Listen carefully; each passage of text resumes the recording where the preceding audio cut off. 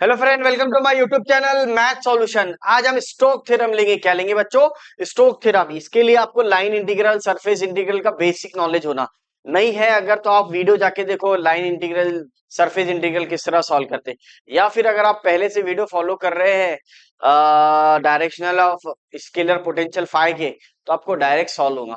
ठीक है ना? तो स्टोक थ्योरम में कुछ बेसिक रूल है, वो आपको आना चाहिए। तो देखेंगे क्या है स्टोक थ्योरम। तो Stoke theorem F bar is equal to F one है, F two J, F three K, ये तो आता है सर मेरे समझ में। बस ये स्टेटमेंट आपको सॉल्व करना है। अब ये स्टेटमेंट कैसे सॉल्व करेंगे? अगर आपके पास लेफ्ट हैंड साइड दिया हुआ है, अगर आप लेफ्ट हैंड साइड सॉल्व करो या राइट हैंड साइड सॉल्व करो, तो आंसर सॉल्व हो जाएगा। इवेल्युएट बोला तो उसने, क्या बोला बच्चों? इवेल्युएट। ज्यादातर इवेल्युएट के ही क्वेश्चन आते हैं पेपर के अंदर। तो अगर आपके पास ये गिवन है तो आप इसको सॉल्व कर लो, ये गिवन है तो आप इसको सॉल्व कर लो। दोनों में से किसी एक को भी सॉल्व करें तो आंसर आ जाएगा। क्योंकि अगर आप लेफ्ट हैंड साइड सॉल्व कर लेंगे तो राइट हैंड साइड आ जाएगा, राइट हैंड साइड सॉल्व करेंगे तो लेफ्ट हैंड साइड आ जाएगा। बट इसके लिए क्या क्या लगता है देख लो। इसमें है curl F bar. Curl F bar क्या होता है बेटा? ग्रेड क्रॉस एफ बार। अब ग्रेड क्रॉस एफ बार क्या होता है ये आपको पता है, बेसिक वेक्टर में पढ़े हमने। यानी इन शॉर्ट, अगर आप वीडियो को देख रहे हैं पहले से तो ऑटोमेटिक समझता है। Grad cross F bar is what? I plus J plus K. ठीक है, del by del X, del by del Y, del by del Z divided by K I जे के। ठीक है ना? ये इसके बेसिक फॉर्मूले समझता है आपको। और इसके साथ में है एन कैप। एन कैप क्या रहता है? Grade five, magnitude of grad five, ये याद हो ना आपको। फिर इसमें एन कैप क्या रहता है? अगर जेड प्लेन के अंदर रहा हो तो ये के बार देगा। ये डीएस है, ये एरिया देगा बच्चों। क्या देगा? एरिया। फिर ये एन कैप का एक्स वाई प्लेन है तो के बार आएगा, वाई जेड प्लेन है तो आई बार आएगा, एक्स जेड प्लेन है तो जे बार आएगा। ये सब ऑलरेडी हमने पढ़ चुके हैं। कहाँ पर? तो सर कहाँ पे? ये अगर और थोड़ा अच्छे से पढ़ना है तो ऐसा भी पढ़ सकते हैं इसको। D S is equal to D X D Y divide by K dot N cap, ऐसा भी कर सकते हैं। लेकिन इसका यूज नहीं करते अपन, जो सरफेस इंटीग्रल में पढ़े ना हमने, उसका बहुत कम यूज है। वैसे अगर कर सकते हैं तो कर लो। तो सबसे बेस्ट ये है कि ये इसको मत याद करो, नहीं तो और फॉर्मूले याद हो जाएंगे आपको। ठीक है, जो भी अगर रिक्वायरमेंट रहा तो मैं खुद ही बता दूंगा एन कैप का। तो सरफेस इंटीग्रल के कुछ बेसिक रूल पता है आपको। और यहाँ पे जो डीएस रहता है वो एरिया लेता है। क्या लेता है? Area. Moral of the story, ये फॉर्मूले को अगर आप देखें राइट हैंड साइड को, तो क्या क्या निकालना है तेरे को। तो पहली स्टेप्स आपकी रहेंगी ग्रेड क्रॉस एफ बार। ग्रेड क्रॉस एफ बार, अगर उसके पहले भी आपको एफ बार निकालना है, ठीक है ना। फिर दूसरी स्टेप्स रहेंगी आपको एन कैप। एन कैप बोले तो grade five, magnitude of grad five, already आता है। थर्ड स्टेप रहेंगी आपको डीएस, यानी एरिया। डीएस के लिए फाइंड करेंगे तो इसके लिए रेडियस निकालना पड़ता है। क्या निकालना पड़ता है? रेडियस। तो या वट एवर जो भी निकालना है निकाल लो। ये तीन स्टेप से स्टोक थ्योरम सॉल्व होता है राइट हैंड साइड। और लेफ्ट हैंड साइड भी लेफ्ट हैंड साइड के हिसाब से सॉल्व होता है। लेफ्ट हैंड साइड में क्या? F bar dot D R है, लाइन इंटीग्रल लगेगा, डायरेक्ट सॉल्व होगा। या तो इन टर्म्स ऑफ एक्स में या थीटा में, क्वेश्चन पे डिपेंड करता है क्या क्वेश्चन पूछा है। तो हम लोग सबसे पहला क्वेश्चन देखेंगे, ये फॉर्मूला है स्टोक थ्योरम का। तो चेक करेंगे फर्स्ट क्वेश्चन क्या है बच्चों। तो देखते हैं questions. Apply Stoke theorem to evaluate integral 4y dx two zy dy plus 6y dz। ठीक है ना? Where c is the curve of intersection of the X square plus Y square plus Z square is equal to 6z and z is equal to x plus 3। ये तो plane का equation है। और ये है स्फीयर का equation है। ये इंटरसेक्शन है, इसको कट कर रहा है तो सर्कल बनता है। क्या बनता है? सर्कल। तो अप्लाई स्टोक थ्योरम है, तो अगर आप देखेंगे मैंने आपको फिर बताया फॉर्मूला क्या है आपका, सबसे पहले ही चेक करना स्टोक थ्योरम का फॉर्मूला क्या है। तो सर इसको चेक कर लेते कि क्या लिखा हुआ है, तो ये लिख लो पहले। तो ये सी है बेटा। तो मैंने आपको पहले ही बोला, ये जो पहला डीएक्स के साथ में है ये F1 है। और ये 2z dy बोले तो ये F2 है बेटा। ये F1 F2। और ये 6y, जिन बच्चों को नहीं समझता उनके लिए ये dz है, ये F3 है। ठीक है ना? ये किसके बराबर में? एक दो, यहाँ पे चेक करो, एस ले लो या आर ले लो, तो वट एवर। तो ये आ जाएगा फिर grad cross F bar dot N cap D S. इसको सॉल्व कर लेंगे तो ये आ जाएंगे लेफ्ट हैंड साइड इसका वैल्यू, क्योंकि ये इसके बराबर में है। ऐसा भी बोल सकते हैं, या फिर रेको इसको इस तरह लिखना है सबसे बेस्ट। आप अपने हिसाब से निकाल लीजिए। F1 का वैल्यू क्या है? 4y। 2z बोले तो F2 का वैल्यू है। इसका वैल्यू है, ये बेस्ट रहेगा 2z। और F3 का क्या है? 6y। हाँ, तो you applying of Stoke theorem, applying Stoke theorem बोले तो क्या है सर, चेक करना, एक डॉट दिया, ये आ जाता एक और ये दो, या एस भी दे सकते, grad cross F bar dot N cap और ये डीएस, ये सब समझता सर मेरे को, ठीक है ना। सबसे पहली स्टेप्स क्या बताया मैंने, ग्रेड क्रॉस एफ बार निकालो, एफ उसके पहले भी एफ बार निकालो, अगर आपको एफ बार समझता है तो कोई प्रॉब्लम नहीं है, लिखना है तो लिख लो, नहीं भी लिखे तो चलता, 4y i 2z j 6y k, अगर लिख लिए तो बहुत अच्छी बात है बच्चों। एफ बार आ गया, पहली स्टेप्स ग्रेड क्रॉस एफ बार, कुछ भी नहीं है स्टोक थ्योरम बोले तो, आपको सिर्फ वन बाय वन प्रोसीजर से जाना है बच्चों। क्वेश्चन थोड़ा सा लेंदी है लेकिन आ जाएगा बच्चों, लेकिन आई जे के डेल बाय डेल एक्स, इसको बच्चों 90% इसको स्टॉप कर देते बच्चे, सॉल्व नहीं करते। हालांकि आसान टॉपिक है, अगर आपको सरफेस इंटीग्रल आता है तो पूरा प्रोसीजर समझता है, ठीक है ना। अब यहाँ पर आ जाएगा आपका पहला 4y, दूसरा 2z, third one is 6y, बराबर लिखा, यस सर। इसको सॉल्व कर लो, पहली स्टेप मैंने बताया, दूसरी स्टेप एन कैप, तीसरी स्टेप टीएस, ये निकालना है बस। इसको सॉल्व करेंगे बच्चों, ये और ये अगर आपको सॉल्व करेंगे तो बेस्ट हो जाएगा मेरे हिसाब से, del by del Y of 6y, del by del Z of 2z minus j, ये देखो आई में ये रो और ये कॉलम, तो ये हो गया है ऐसा क्रॉस मल्टीप्लीकेशन, ये इसका बराबर। अब आप क्या लेंगे बच्चों, जे लेंगे, तो इसके रो और कॉलम को छुपा दो, तो del by del X of 6y, del by del Z of 4y, ये तो जीरो आता, प्लस प्लस के चलेगा। अब देख लो के में क्या करेंगे, ये छुपा दो उसके रो और कॉलम को, ये और ये आ जाएगा, del by del X of 2z, del by del Y of 4y, solve कर लेंगे इसको, क्या आता बेटा, सबसे बेस्ट ऐसा सॉल्व करेंगे, ये 6 - 2 आ जाएगा, क्योंकि y का भी रिस्पेक्ट टू y से ले रहे तो 6y का डेरिवेटिव 6 आ जाएगा, 2z का डेरिवेटिव 2 आ जाएगा, माइनस जे, ये तो जीरो आ जाएगा सर, प्लस के, ये चेक कर ले बेटा विथ रिस्पेक्ट टू व्हाट, तो sir with respect to X से ले रहे थे, लेकिन ये जेड है तो जीरो आ जाएगा, ये वाई से तो यहाँ पे 4 आ जाएगा, बराबर। So answer is what, grade cross F bar is what, grade cross F bar is what, तो आ जाएगा 4i माइनस 4k, तो ग्रेड क्रॉस एफ बार आ गया आपका 4i माइनस 4k, ठीक है। तो अब क्या करेंगे सर, 4 कॉमन निकाल लो, बेस्ट तो यही रहेगा, तो ये 4 कॉमन निकाले तो i माइनस जे हो जाएगा, बराबर। आ गया, एक स्टेप्स आ गए बेटा, ये आ गया मेरा।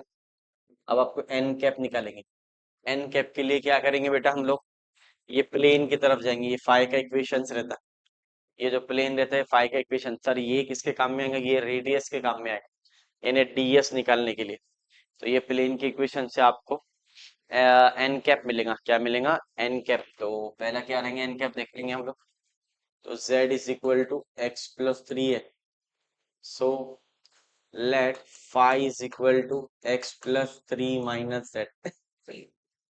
अब इसका ग्रेड फाई निकाल लेंगे, partially differentiate with respect to X Y and Z, direct कर लेना बेटा, तो ग्रेड फाई क्या आएगा, अगर मैं इसको एक्स से डेरिवेटिव लेता हूँ तो आई आ जाएगा 1 आ जाएगा, अब वाई से लूंगा तो 0 आ जाएगा, जेड से लेंगे तो -1 आएगा, तो डायरेक्ट, और एक्स से लिया तो आर लिखते, वाई से लिया तो जे लिखते, जेड से लिया तो के लिखते, ये तो समझता आपको।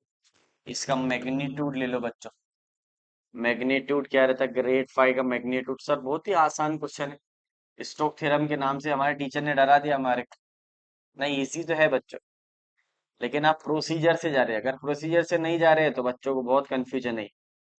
अगर आप पैटर्न को समझ रहे, मैंने क्या बोला आपको, पहले ग्रेड क्रॉस एफ बार निकाल लो, फिर एन कैप निकाल लो, फिर डीएस निकाल लो, 3 स्टेप में प्रॉब्लम सॉल्व होता है। स्टोक थ्योरम को अगर आप सही तरीके से समझते हैं तो बहुत आसानी से होता है। सर अभी आप राइट हैंड साइड सॉल्व कर रहे हैं, अभी ऐसा भी होगा कि लेफ्ट हैंड साइड को सॉल्व करेंगे, हाँ लेफ्ट हैंड साइड को भी सॉल्व करेंगे, ऐसे भी प्रॉब्लम है, तो हम लोग तो सभी क्वेश्चन लेंगे ना। वन बाय वन आपको प्रोसीजर ध्यान में रखना है। अब यहाँ पे देखना बेटा, n cap is equal to what, grad phi divided by magnitude of grad phi, i minus j divide by root two. आ गया, बार देना कंपलसरी है, हो गया। कहाँ तक पहुंचे सर? अब हम लोग डीएस की तरफ जाएंगे। क्यों सर, क्यों समझा नहीं मेरे को? अब देख बेटा, मैंने आपको क्या बोला स्टार्टिंग में, क्या बोला? पहले आपको ये निकाल, फिर एन कैप निकालना, फिर डीएस। डीएस के लिए क्या करेंगे सर? हम इसका ये जो इक्वेशन दी हुई है इसमें का रेडियस निकालने की कोशिश करेंगे। कि ये चेक करेंगे, काई की इक्वेशन दी हुई है, पहले तो ये चेक करेंगे। तो ये कैसा पता चलेंगे सर? ये तो सिखाने आए हुए हैं हम लोग। ये कैसा पता चलेगा? तो सबसे पहले लिखना आपने, x square plus Y square plus Z square is equal to 6z बराबर। अब 6z को इधर ला लो, x square plus Y square plus 6z square minus 6z equal to 0। अब चेक करो इसका हाफ क्या होता? z के कोएफिशिएंट का हाफ। क्या करना है? इसका कंप्लीटिंग स्क्वायर बनाएंगे।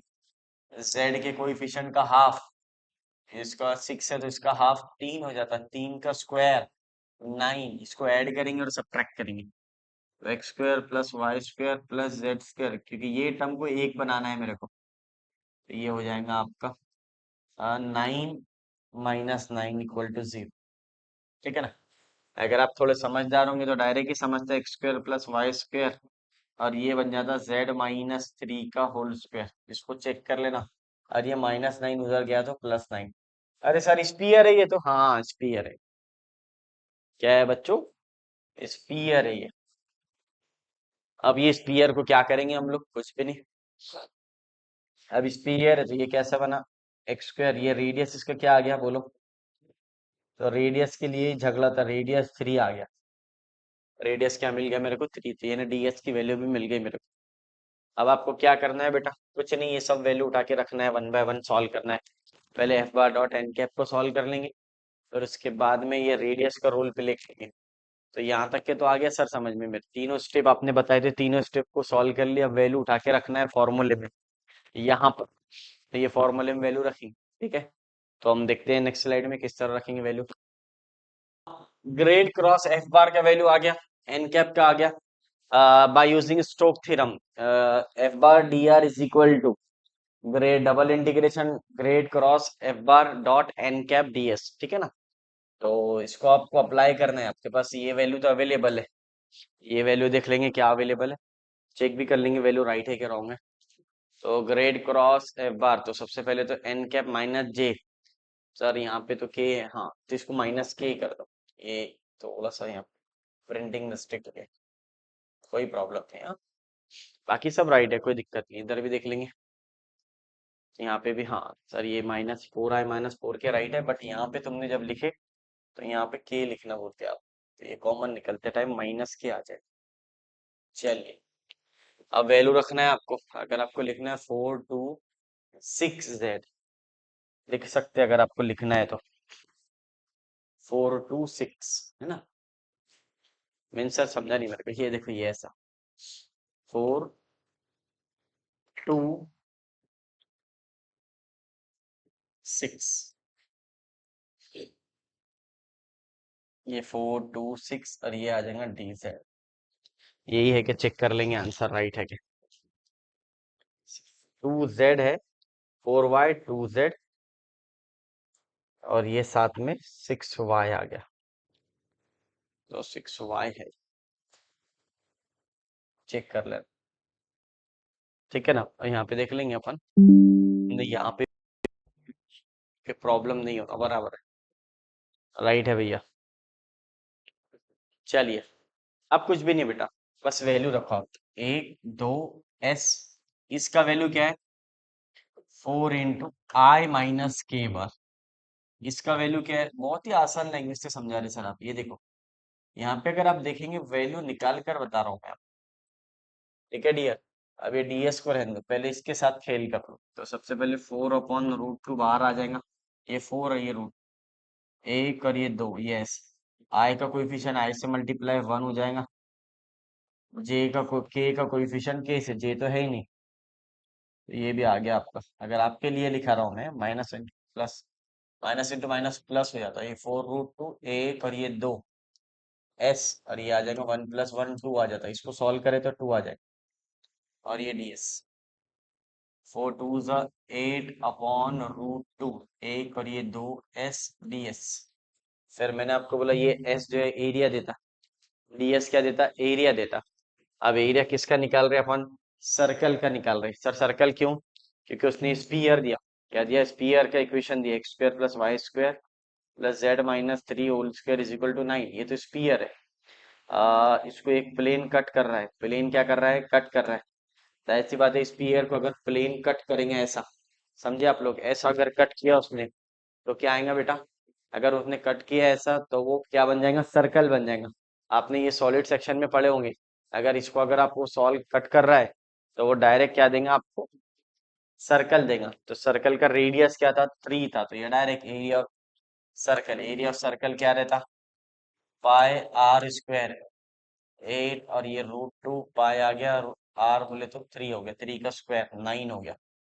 तो अब इसको भी लिख लेना अपने 4 × 2 9 पाई, क्योंकि 3 का स्क्वायर 9 होता, डिवाइड बाय √2 है, ये √2 ऊपर चले जाएंगे क्योंकि 2 को मैं लिख सकता हूँ √2 × √2 और ये 9 पाई डिवाइड बाय √2, ये और ये कैंसिल, 2 को मैंने लिखा √2 × √2, ये हो गया 36 और √2 और ये पाई, ये आ गया आपका एरिया। तो दिस इज योर एरिया। तो ये तो आपके क्लियर समझ में आना कि कोई स्पीयर अगर कट कर रहा है इसको कोई प्लेन को, तो यहाँ पे जो पोर्शन रहेगा ये सर्कल वाला पार्ट रहेगा। कौन सा पार्ट रहेगा, सर्कल, ये आना चाहिए आपको। तो इस तरह सॉल्व करेंगे, this is your final answer. तो ये आपका फाइनल आंसर रहेगा। किसका आंसर है, इसका आंसर है। तो आपने क्या करे, राइट हैंड साइड को सॉल्व करे, लेफ्ट हैंड साइड के बराबर में बता दे।